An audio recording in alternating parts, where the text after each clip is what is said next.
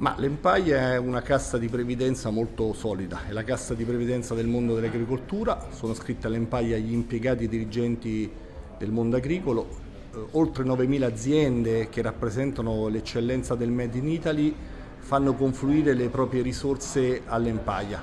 In questo quadro pensiamo di dover sostenere l'economia reale italiana, in particolare quella agricola, attraverso i nostri investimenti. Lo facciamo con criteri di prudenza, ma pensiamo che investire in imprese come BF, come Masi Agricola, come Granarolo rientri appunto nella nostra missione. Il quadro economico-finanziario è, direi, piuttosto complesso, non di meno quello geopolitico, e entrambi condizionano la nostra gestione e i nostri investimenti. Cerchiamo di farlo in un'ottica di crescita delle imprese e di sostenibilità della nostra previdenza.